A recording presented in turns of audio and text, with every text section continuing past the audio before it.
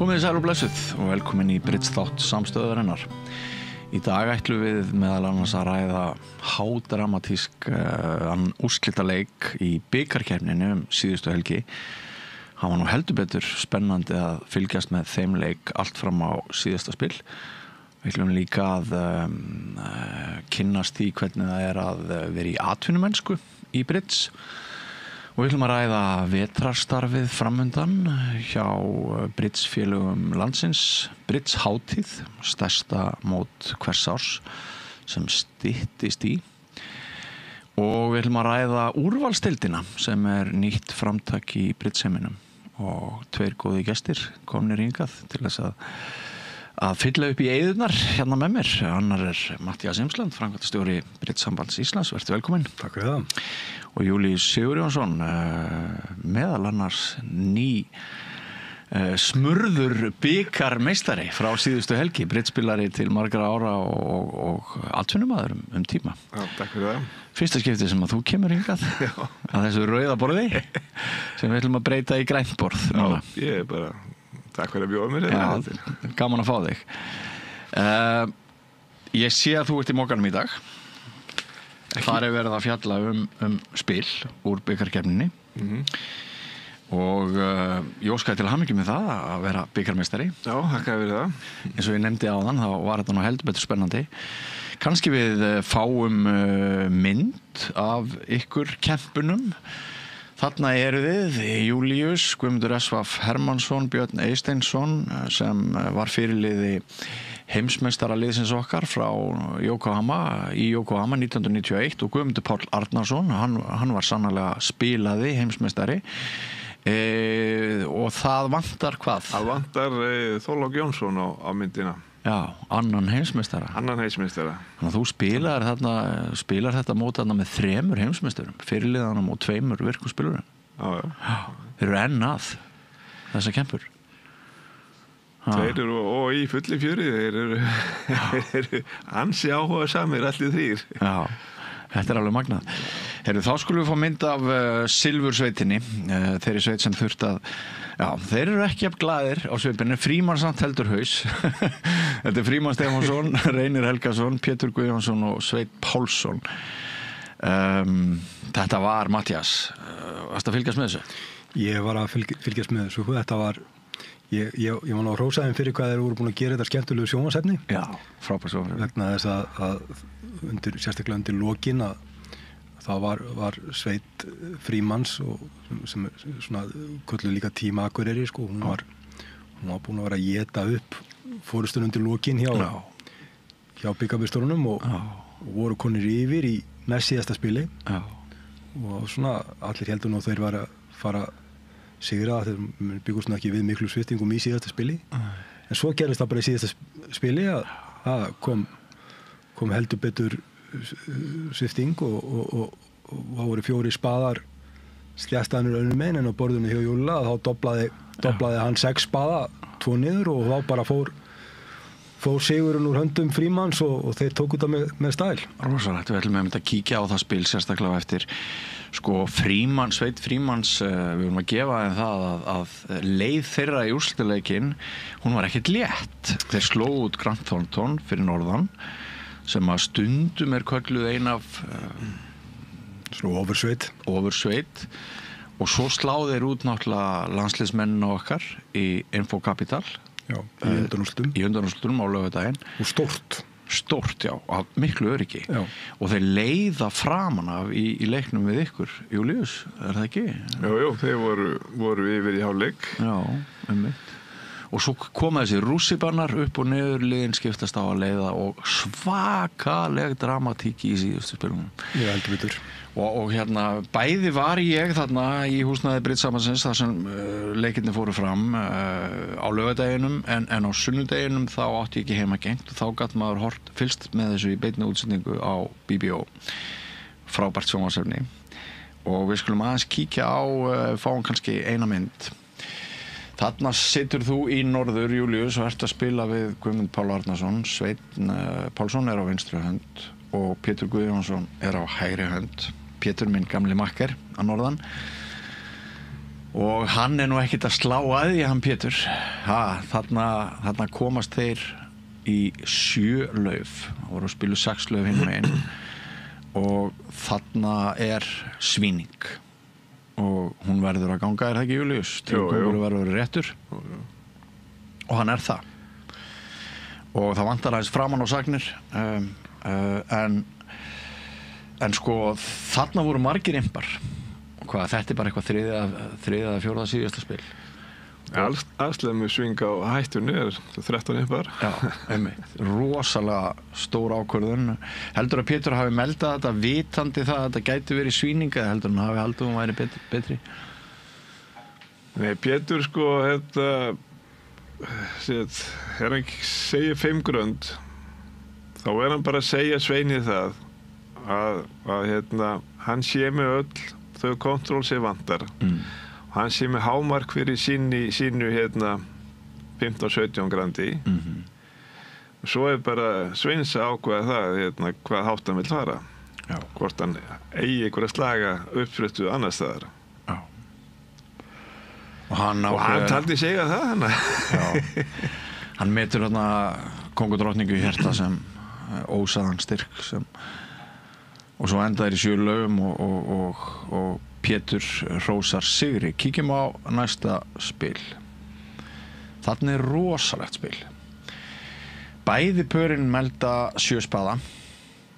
Ekki eftir alveg eins sagnir en þetta byrjar þannig að Suður opnar á hjarta og ég held að öðrum megin hafi verið meldu 3 hjörtu svo eftir 1 spaða hjá norðri og hinu borinu 2 grönd en þetta náttúrulega svakaleg hönd sérstaklega eftir að norður tvímeldar spaða Það eru margar sögur sem hægt verið að segja á þessu spili byrjum á því það góðu brits að vera í 7 spöðum Júlíus? Já, ég myndi alltaf vilja vera í þessari aðslemmu ef að spaðinn brotnar 2-2 eða 3-1 þá það hjarta bara að vera 4-2 eða 3-3 þannig að þetta er ágætis vinningslíkur þetta afslemma sem maður myndi alltaf vilja vera í og þá komum við að legunni og legu guðirnir eru blindfullir í þessu spili þeir eru ekki að auðvelda mannu lífið eins og við sjáum þá ætla að séu nokksunni 11 slæðir í þessu spili þeir eru sannlega bara 10 sem þýðir það að 7 spaðar fara 3 niður eins og spilileikur og á öðru borðinu passar vestur 7 spaða uppsker 150 en á hinum 300 en á hinum borðinu þetta bara smellidobla það Einar Helgason sem smellidoblar og skapar mikla sveiflu var einhver hætta fyrir vestur með því að dobla 7 spaða hann heldur í öruggum spaðaslag en var einhver hætta á því að það var hægt að flýja í 7 grönd? Hann sér það náttúrulega að laufið, þeir fá ekki margarslega á lauf, hann heldur þessu lauf, þeir fá ekki margarslega á tígul, vitandi það eyða í borði og svo heldur hann á einspil í hjarta, en hann veit að hjarta brotnar ekki. Já. Veit hann á eyðu í suðri eftir sagnir? Já, það ekki? Já, Suður á tímapunkti meldaði Suður 5 tígla sem ása spurning með eyðu í tígli. Þannig að þú svarar ekki ef þú átt tígul á sinn. Nei, og maður aðeins velti fyrir sér hvort hann hafi verið hræddur skvís í rauðulitanum ef Suður, skvís ef Suður dælir niður miklu fjölda hjartaslögum en tígullin ætti nú að vera safe eins og sagnir hafa gengið að hann komi veg fyrir það. Heyrðu, já, þetta svakalegt spil. Matthías, heldur að þú hefur komist í 7 spaða?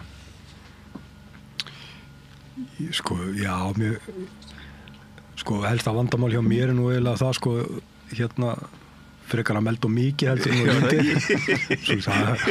Það alveg líklegt en svo náttúrulega Maggi alltaf að fylgjast með mér og hann alltaf að skamma mig þegar ég að segja mikið og gefa mér heil ráð. Hann til dæmis ef ég mann rétt þá vill hann ekki að ég fari í allslemmu, þú veist, það náttúrulega kannski geti verið öðru síðan eða svona leikur sem maður veit ekki hvernig staðan eða maður veit að undir eða eitthvað svoleiðis en hann var búinn að segja mér að ég ætti ekki að vera að fara, ef ég mann rétt ég ætti ekki að vera að fara í 50% allslemmur svoleiðis að hann reynir að hafa vit fyrir mér og kenna mér Já. Það svona talað það yfirleitt sko að til að fara í hálfslemmur þá þarftu að vera sko yfir 50% en til að fara í allslemmur þá þarftu að vera yfir 67%. Já. Svona grundvallar regla.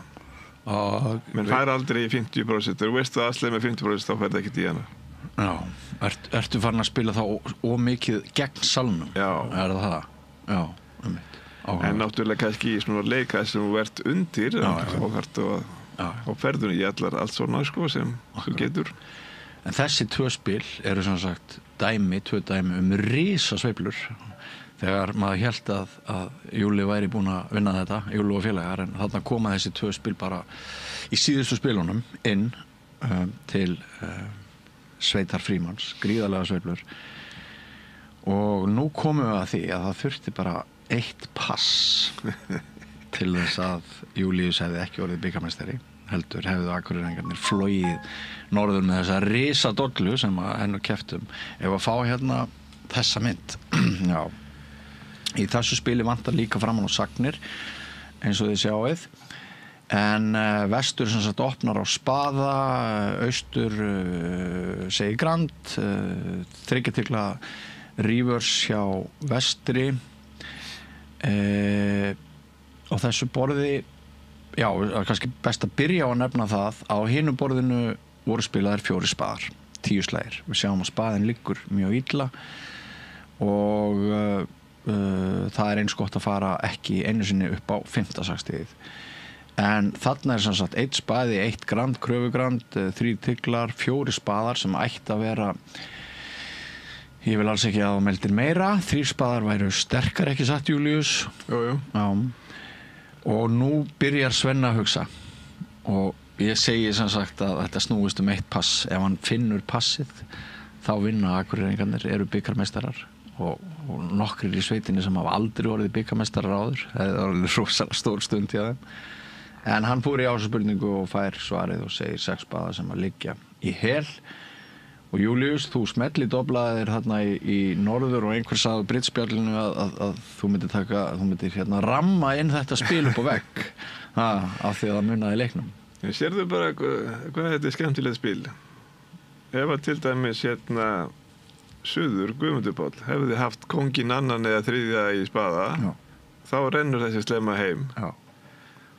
Þá var nú yfirbreið á Svenna annað þá var hann heldur betur hetja þetta er rosalega dramatík og hérna þessi slem er ekkit slæm þannig sé sko maður hefur séð miklu veri en legu guðirnir þarna eins og í spilinu áðan þeir eru svolítið aðalhlutverki og því fór sem fór við kannski skoðum eina mynd í viðbót þarna sjáum við skorblað síðustu umferðar og við sjáum hérna impadálkin vinstra megin við horfum á myndina til hægri og sjáum imbaregni þarna sem að það ringdi impum til Sveitar Frímanns 5, 3, 2, 13, 11 en svo 12 út þetta er svakalegt blað Matthías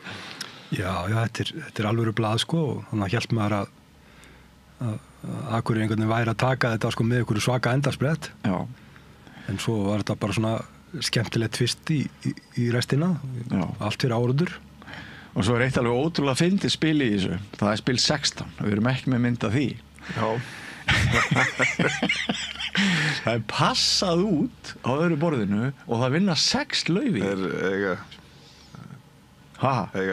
svíningarlaug 6 lauf svíningarlaug 6 lauf svona getur þetta verið, það eru 10 punktar á hvorri hendi er það ekki satt? Það er ekki 10 og 12 Nei, það er 12 Jæja en hérna en þeir fórna á hagstæðum hættum á öðru borðinu í 5 tíkla og telja sig sleppa vel en tapa 3 af því að vorum alveg rosalega ánægðir með okkur. þá passaði út á einu borðinu en svona getur þetta verið. Þetta var alveg ótrúlega spennandi leikur og bara já eitt besta svona spennuefni sem að ég hef kynst bara að fylgjast með. Já, sko þannig að nokkrir svona undanúrslit úrslitaleikir í fortíðina hafa verið ansi góðir og það sem kannski var skemmtilegt núna það að yfirleitt að Infocapital í þessu hlutverki af því þeir hafa svona verið með þessa bestu sveit og svo hafa þeir kannski að tilur verið að tapa og einhvern veginn alltaf í síðustu spilunum að þá einhvern veginn hafa þeir þetta svo þess að það hefur svona oftast verið þeir en þess vegna var svona hjá Frímann í undanúrslitum sko, þeir unnu Infocapital með alveg svakalegu mun og það kom aldrei óvart. Mjög örugt. Svoleiðis að, eins og þú sagðir áðan, sko, þeir unnu þarna Grant Thornton sem svona einu ofursveitunum og svo vinna þeir Infocapital. Svoleiðis að þeir áttu svo sannarlega skilið að vera í þessum úrslitaleik. Já, heldur betur. Og það mjög gaman að við getum náttúrulega rætt kannski örfáum orðum líka bara þetta afrek Frímanns og pappans Stefáns Vilhjálmssonar sko að þeir eru náttúrulega potturinn og pannan í þessu Brits lífi öllu á Akureyri og hafa haldið upp í rauninni þessum klúbbi þar og við höfum nefnt áður hér í þessum þætti hér að hafa komið alveg rosalega margir firnasterkir spilarar frá Norðurlandi. Já, heldur betur að þetta það þannig að Þingeyjarsýslan og Akureyri hafa verið að koma bara sko mjög mikið af góðum spilurum og það Siglufjörður og það þannig að svona þegar þú ert með áhuga sama menn sem eru tilbúinir að leggja fram vinnu á þessum stöðum það munar svo mikið það ef það eru 1-2 sem eru svona að halda upp í starfinu að það verður til svo mikið í kringum það og svo á sama tíma sko að það er erfitt að fá einhvern veginn eina til þess að mæta og halda uppi sko þá er þetta svo fljótt að grotna niður sko svoleiðis að svona aðilar svona sjálfboðaliðar sem eru tilbúinir að halda uppi boltanum sko það er bara ómetanlegt. Æmitt og stundum eiginlega framgangur heilu Britsfélagana bara á höndum eins eða 2 einstaklinga sem að leggja á sig mikla sjálfboðavinnu. Já og ég hugsa að sé bara þannig almennt í mörgum íþróttum að þetta þannig að svona í þessum heimi sem við erum í dag alltaf erfiðar að fá sjálfboðaliða svoleiðis að þar sem ykkur svona áhugasamur og tilbúin að leggja eitthvað svona að mörgum og vinnu og það bara svo algjörlega ómetanlegt. Já.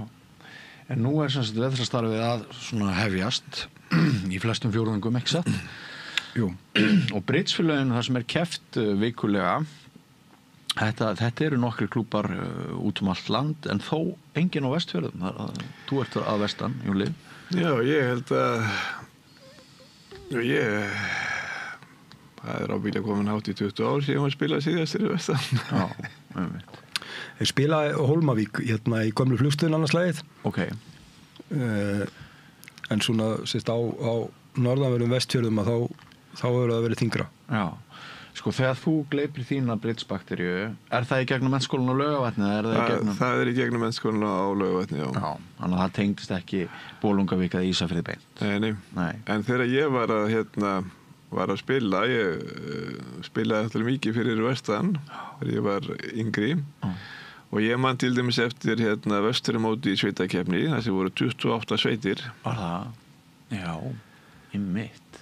Og það voru að mæta 40, 50, 60 pör á vesturamóti í tvímenning á okkur. Við vorum að halda stórmót fyrir vestan meira síðan. Já, magna. Einmitt. En þú minnist á að Ensi spilaði þarna stundum í flugstöðinni á Hólmavík. Svo sko ef aðeins að fara yfir þetta. Það þeir spila náttúrulega á Akureyri eins og ég sagði. Já, það náttúrulega spilað náttúrulega út all land. Já, það spila fyrir austan. Já, það spila fyrir austan allavega einu sinni, jafnvel 2 í viku. Já. Það svo eru náttúrulega hotfyrringarnir, þeir spila allt annars lagið og það er spilað í Rangavallarsýslunni og það er spilað á Flúðum og það er spilað á Selfossi og Þorlákshöfn hefur verið svona inn og út svoleiðis að þetta, og svo náttúrulega sko það sem við höfum séð hvað mestu aukninguna undanfarin ár sko sem í þessum svona elstu hópum að það er dagspilamennska sem er bara ótrúleg sko, það eru við töldum hvort það hefði verið í lok september í fyrra þá töldum við sérst eina vikuna sem 1000 eldri spilarar voru að spila yfir daginn. Hvað er þetta að segja? Og þá náttúrulega er spilað sko, það er spilað niður í Brittsambandi 2 í viku, það er spilað í Grafunum, það er spilað í Kópavogi, það er spilað í Garðabæ, það er spilað í Hafnarfirði og fyrir norðan og það er spilað á Suðurnesjum og svoleiðis það er svona mikill vöxtur þar sko, svona í þessum elsta hópi. Já, það er magnað. Þetta er sko ekki bara í Íslandi, þetta er svona alls þar í heiminum, það eru eldri borgararnir, þetta er alls þar á uppleið sko. Já, einmitt. Þetta er svo helviti gott fyrir heilabúið pluss það hvað þetta er skemmtilegt. Já, sko, þetta er líka svo þetta er félagslegt og svo er það líka, þetta er svo mikið lýðheilsa og það er mikið af þessum eldri spilurum sem hafa sagt bara við mig sko hvað er raun og veru þetta gerir mikið fyrir þau að vera að spila bæðið mitt sko varðandi heilsuna og varðandi heilan og svo bara hitta fólk og tala saman og bara svona léttir lífið sko. En sem sagt höfuðborgarsvæðið er svona náttúrulega eins og er í flestu höfuðvíi spilamennsku og hér er hægt að spila mögulega hvern einasta dag, virkan dag, er það ekki?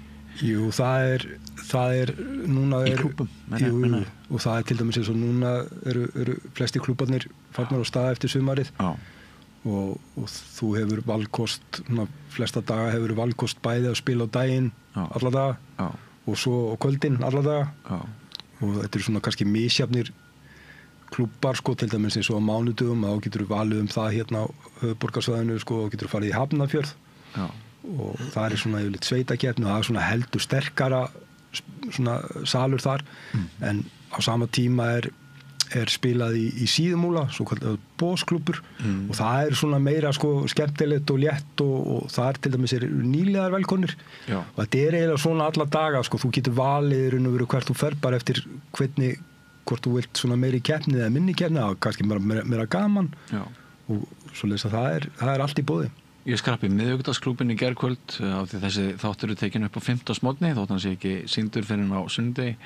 Ég náði meðalskori en ég sá það að það var vel mætt bæði þar og svo hinum einn þar sem voru nýliðar og hérna maður sá alveg ungt fólk líka Já, en það sem sko við erum að sjá til dæmis hérna það er mjög vel mætt eins og þú nefnir sko í nýliðabritsinn og við lítum á þá svona sem brú á milli en svona fólk hefur verið að mikla upp með sér að mæta sko í móta því að svo mikið af fólki sem er búið að læra og er kannski svona mikla fyrir sér að mæta heldur þetta sé miklu erfiðara og flóknara heldur það er þú veist það er þannig þú ert að byrja að taka allir vel á móti þér og þú verður í neðsta sæti ykkur skipti og eitthvað svoleiðis að öllum samar enginn að fylgjast með því og það er bara hluti af því svoleiðis að bara hvetja fólk til þess að mæta á þessu kvöld sko. Það er einmitt hægt að nálgast Brits frá ýmsum sjónarhornum bara til að hafa gaman að því og stefna ekkert að því að verða neitt rosalega góður í spilinu, heldur bara njóta það eða fara alla leið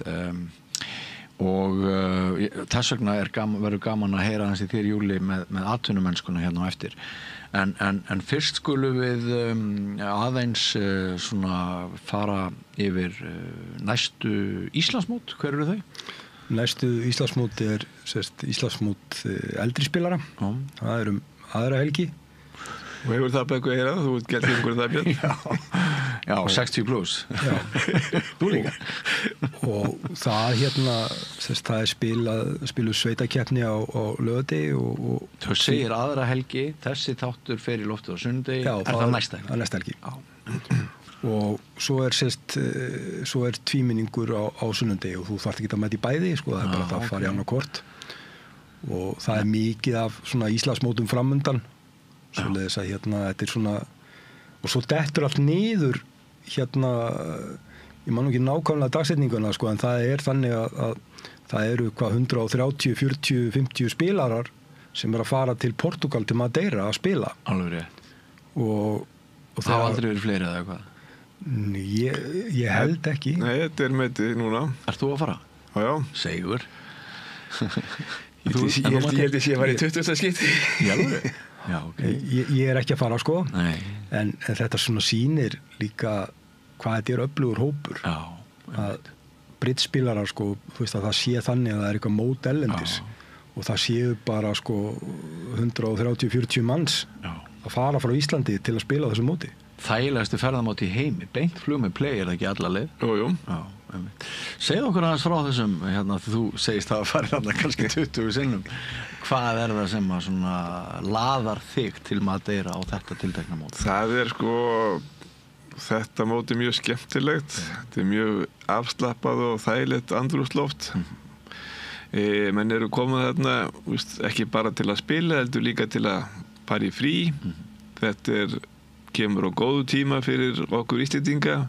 Þegar skammtíð að hellast yfir, þá fáum við þarna rúma viku í sól og hita.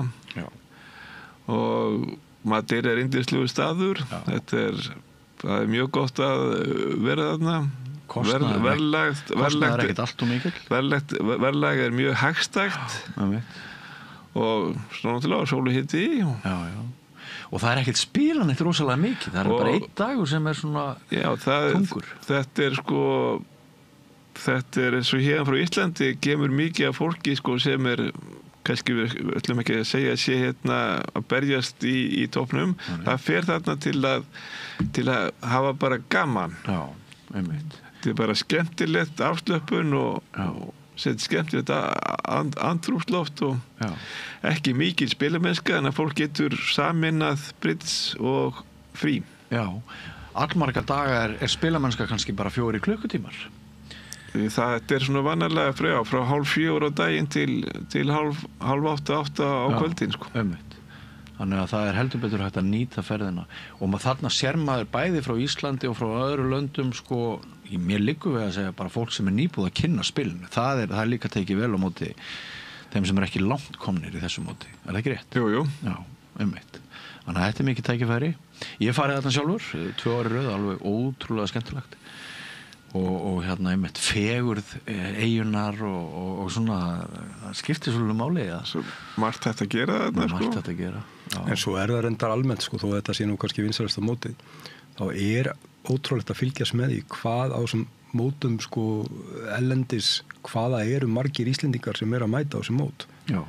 Við erum svona dálítið öflugur hópur í þessu sko, að mæta á mót og taka þátt sko. Þetta er svona, fólk lifið dálítið fyrir áhugamáli sitt sko. Já.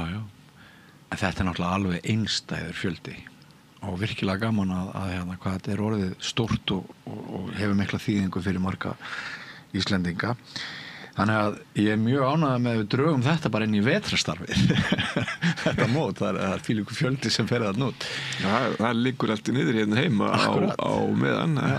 Það er stór partur. Já, svo erfitt sko, eins og til dæmis að það er sveitakeppni eitthvað slíkt sko, því það er þá alltaf einn spilar í hverju sveit sem er þarna úti sko, bara flókið að koma öllu saman sko.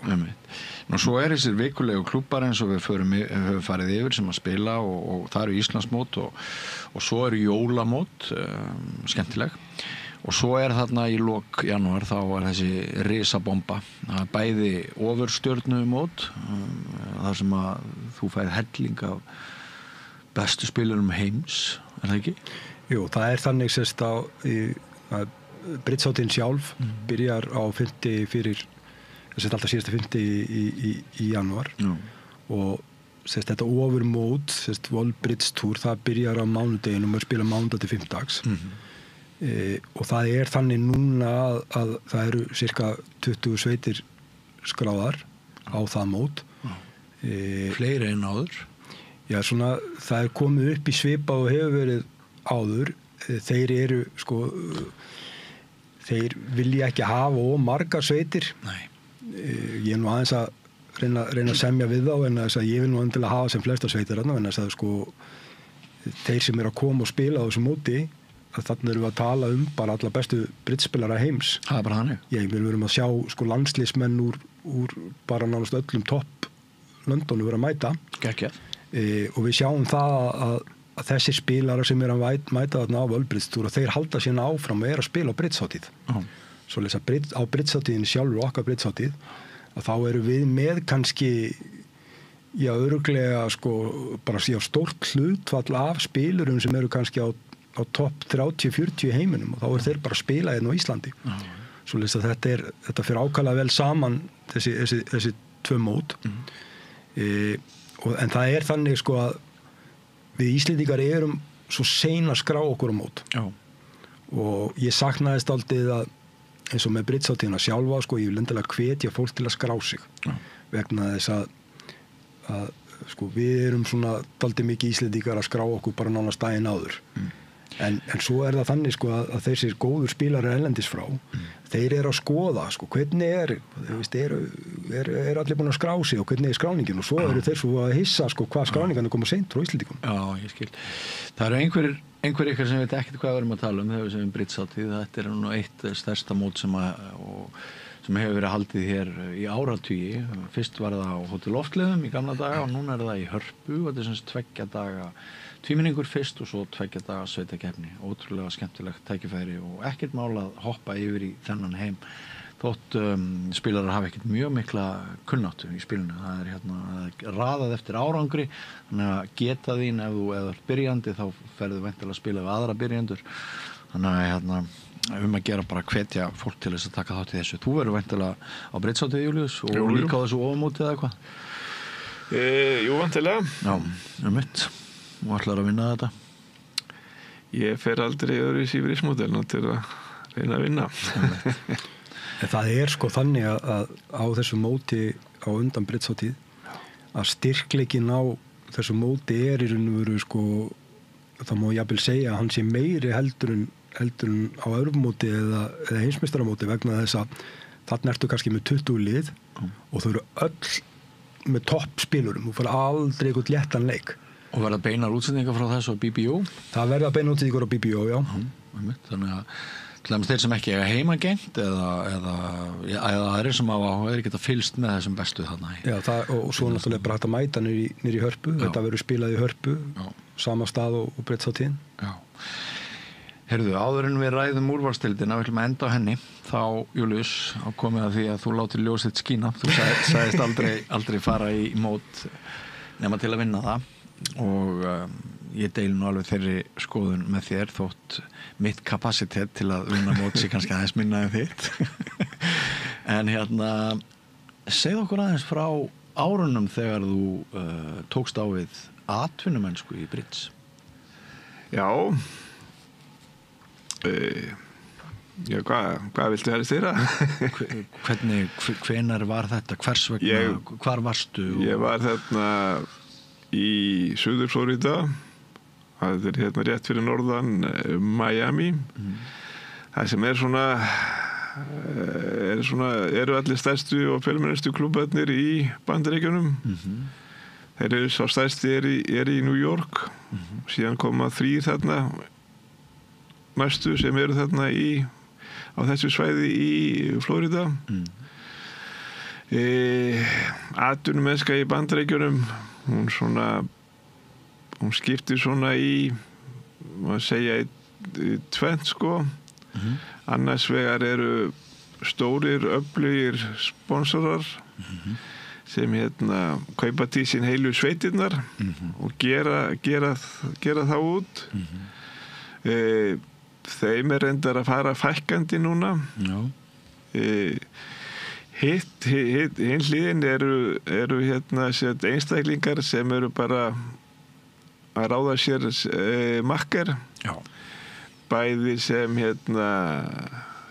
til að kenna og eins til að bara ná betri árangri.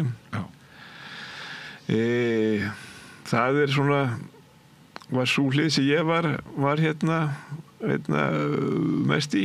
Já, þannig að vel efnaður einstaklingur, hann hringir í þig eða sendir þér tölvupóst og Segir, heyrðu, ert þú til í að spila við mig hérna mót í Mexíkó eftir 3 mánuði og svo gengið frá einhverju þóknun fyrir það og þú ert á allan tíman í rauninni að bæta hann sem bridgespilara. Já.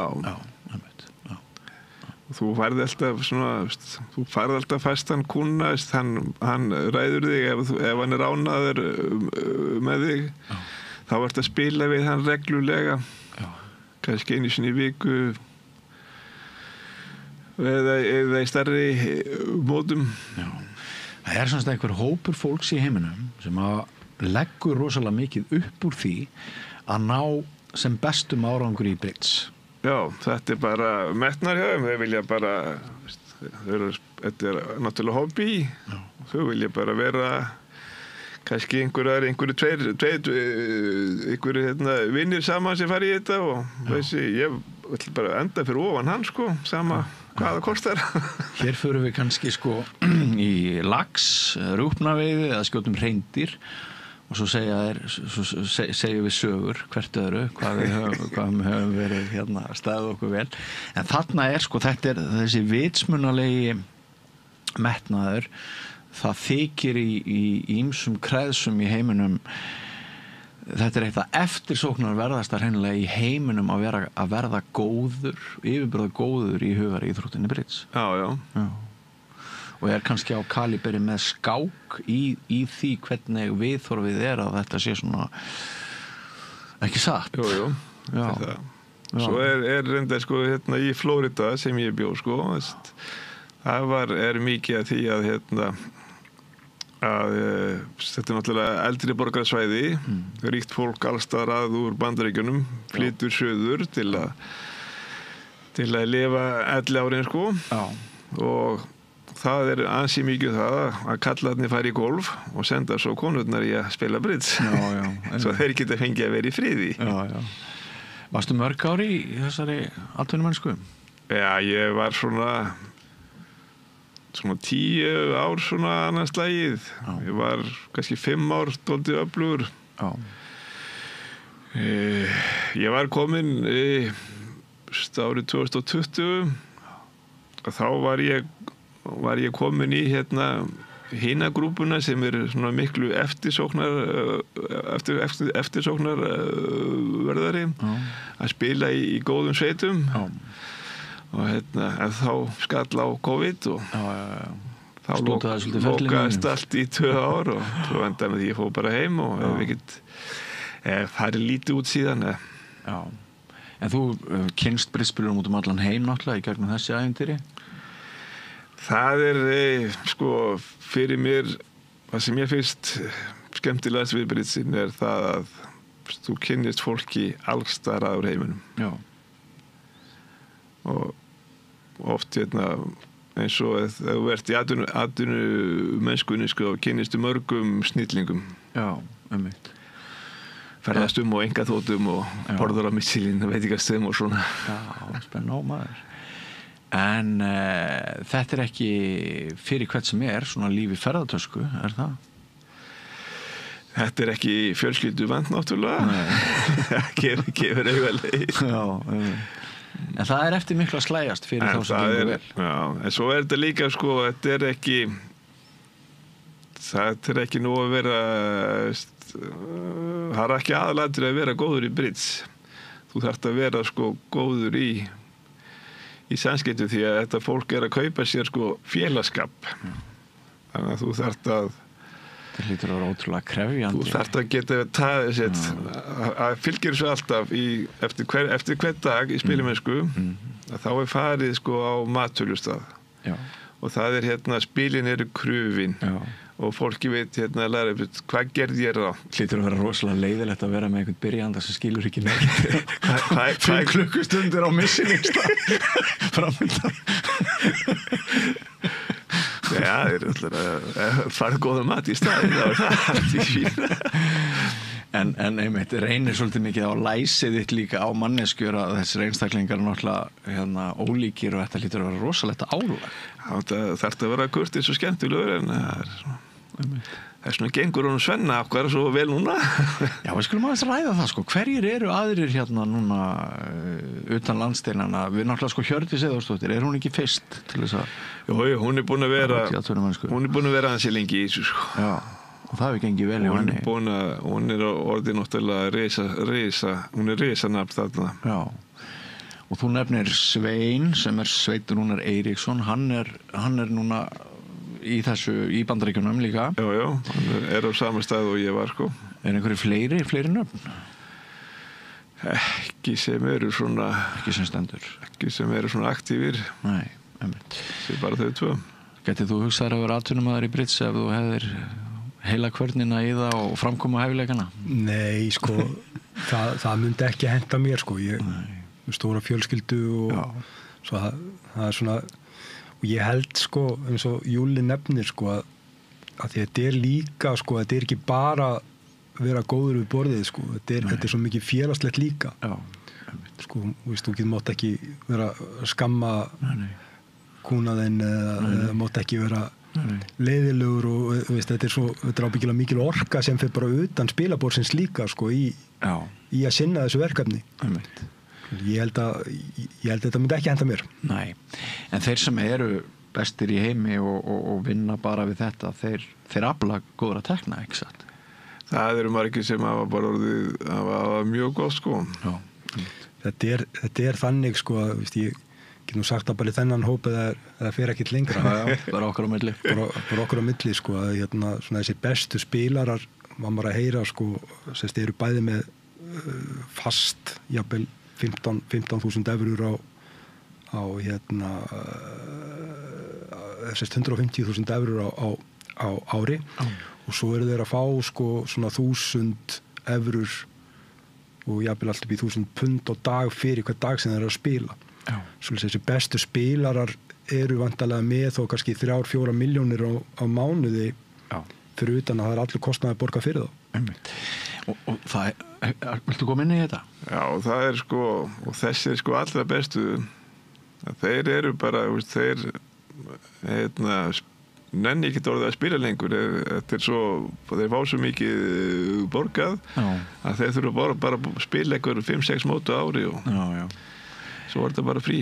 En þetta er nú eitt af því sem að gera britspilið svolítið spennandi sko. Það er svona glamúr og peningar í kringum þetta og af því fólk er alltaf að svona leggja stöðum á það spilarar hve mikinn tíma ætla ég að setja í þetta að þeir sem að sannarlega setja rosalegan tíma í þetta og hafa hæfileikana og taka miklum framförum þeir geta eitt þetta sem möguleika sko, alveg klárlega en það er samt þannig sko, eins og Júli kom inn á varandi til dæmis hópin sem var til Madeira eins og Íslandi, það er kannski 95-6% af fólki sem er að spila sem er bara að spila til að hafa gaman og svo er sko náttúrulega þessi 4% hópur sem Júli er í sko, sem eru þessir afreiksmenn sem eru að berjast á allum titla og eru að reyna að bæta sig og svo framvegis og það er náttúrulega hópurinn sem á möguleika á verkefnum ellendis og ég veit að Íslendingar hafa verið vinsælir í þessu atvinnumenn sko, því þeir eru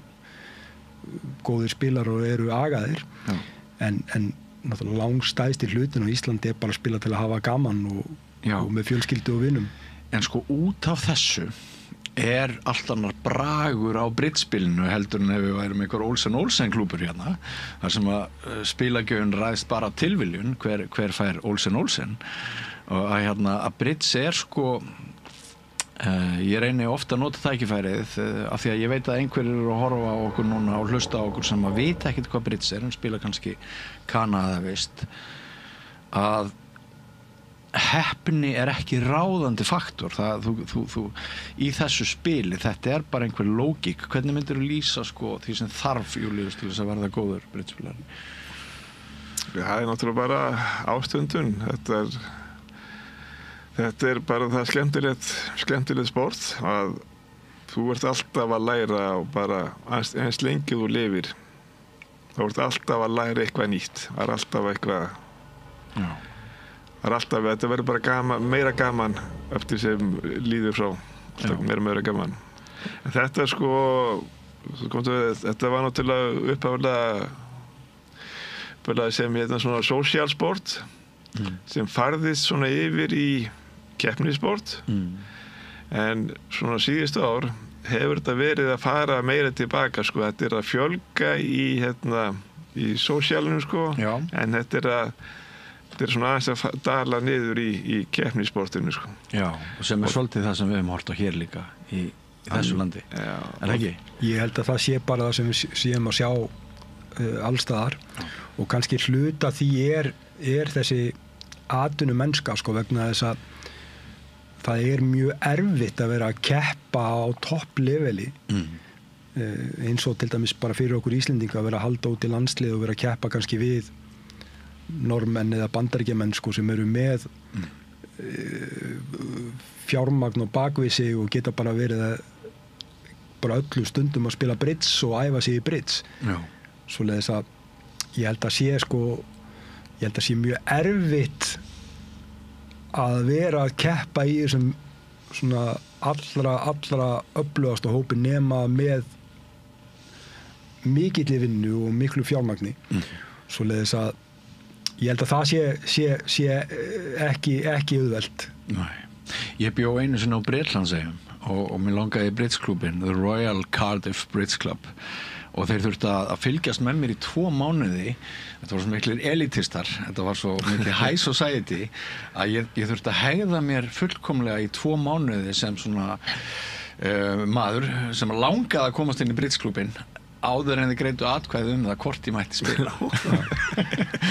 Þetta örugglega eitthvað brest sko, en almennt séð þetta náttúrulega alls ekki svona og allir velkonir sama hvernig þeir eru. Já, en á einhverjum tímapunkti þá var þetta svona royal eitthvað og stéttaskipting en núna byrjt fyrir alla eins og þetta var náttúrulega alltaf í gamla þetta var þetta náttúrulega fyrir efri stéttina. Já. Núna byrjt fyrir þetta nú eða dóttir svoleiðis í Bandaríkjunum eða sko. Já, í sumum kreðsum líka. Það eru svona frekar að nefna meira fólki í þessu sko heldur en. Já. Og svona til marks þína stöðu og vitsmunni að vera góður í bridge. Það líka eitt af því sem heillar við þetta. En þátturinn fer að ljúka hjá okkur en rétt í lokin búið að vera gaman að spjalla við ykkur báða félagar en rétt í lokin Matthías það nýtt skref úrvalsdeildin segðu okkur aðeins frá því. Já, við fórum sérst í samstarfsverkefni með rafíþróttasambandinu að sérst, þeir eru með gríðarlega flott stúdíó sem þeir hafa byggt upp í arena og við fórum í samstarfsverkefni að vera með í raun og veru deild sem alltaf sendt út á föstudögum og klukkan 7 og það í raun og veru bein útsending á sjónvarpi Símans og á YouTube rás rafíþróttasambandsins og Twitch hjá þeim og þetta hefur gefist mjög vel. Við ákvaðum núna sko, fyrsta ári var nú bara að láta þetta ganga upp tæknilega og allt svoleiðis en hefur verið vonum framar að mikið áhorf og við erum að fá mjög gott feedback frá fólki á þetta. Við reynum að vera með svona dálítið skemmtilega lýsingar við erum að lýsa hvað að gerast í leikjum og svona ekki það ekki verið að horfa kannski á svona kannski allra bestu spilarana þegar það verið að lýsa spilinu heldur svona kannski á breiðari hóp og svoleiðis að þetta hefur gefist ansi vel og ég svona vona því að þetta form haldi áfram þetta mikið að gerast í bridgeinu sko, þetta spilið fljótt og getur verið mikið drama og þetta virðist geta verið skemmtilegt sjónsefni. Já, fyrir nokkrum árum þá ræddi ég við Sigmund Erni sem þá var ritstjóri minn á Fréttablaðinu og Hringbraut og við ákváðum að gera sjónvarpsþáttaröð bridge og flestum fannst það algjörlega fáránlega hugmynd en ég vil bara segja það eins og að sú þáttaröð bara sló í gegn og síðan hefur ansi margt gerst sem eigur alltaf sýnileika bridgespilara og bridge íþróttarinnar og svona beinar útsendingar hefur ekki gaman að þessu Júlíus? Jú. Þetta einhvern veginn sko kall samtímans kannski til að viðhalda bridgesinum sem sterkri íþrótt. Er það ekki? Jú, ég myndi telja það. Já, það Það er ekki nýtt í að það er smá vakning hérna í Íslandi núna, sko, en það er á uppleiði og múna það er nú svona helst þessum mann að þakka hérna. Já, hann er helviti segur, hann Matti. En þessi nýja tækni og þessi sýnileiki, þetta skiptir mjög miklu máli. Já, það er algjörlega málið og líka, sko, kannski eins og í þessum útsendingum, sko, þú veist, að vera með þessar greiningar og þú veist, og vera að horfa á svona þessar skemmtilegu þætti, vera svona gagnrýninn en samt svona heiðarlegur. Svoleiðis að mér finnst þessar útsendingar hafa komið ansi vel út, sko, og er svona dálítið svona skemmtilegt sjónvarpsefni og það er spilað þarna 14 spil, þetta er ekkert og langt og það er svona fólk kannski sem kann bridge og hefur ekki verið að spila í lengri tíma, það er búið að vera að hafa samband og segja hvað þetta er skemmtilegt og það er dottið í þetta, sko, að horfa á þetta. Frábært. Svoleiðis að ég er svona þetta sé komið til með að vera og náttúrulega eins og ég sagði, sko, við fórum á stað núna með 8 sveitir, bara svona til að láta það ganga upp tæknilega og vonandi getum við stækkað og breikkað og gert meira næst þegar við gerum þetta. Einmitt. Herramenn, kæra þakkir fyrir komuna. Við þurfum að ljúka þættinum en búið að vera gaman að spjalla við ykkur. Samsagt bridge þáttur samstöðarinnar alltaf á 2 vikna fresti hér klukkan 5 á sunnudögum. Það er bridge-stálkur í Bændablaðinu. Það er dagleg umfjöllun bridge í Morgunblaðinu og núna þetta skemmtilega skref sem við vorum að ræða. Þannig að endilega verið tengt, fylgist með því sem þið hafið áhuga á að fylgjast með og verið ekkert smeyk við að taka skrefið úr heimahúsabritsinum yfir í félagsstarfið ef ykkur langar að stíga þangað. En við ljúkum þættinum hér og nú. Ég heiti Björn Þorláksson, verið sæl. Alþýðufélagið er frábær hugmynd. Félagsgjöld í Alþýðufélagið eru krónur 2.750 á mánuði og renna óskipt til dagskrár og útsendinga samstöðvarinnar. Samstöðin.is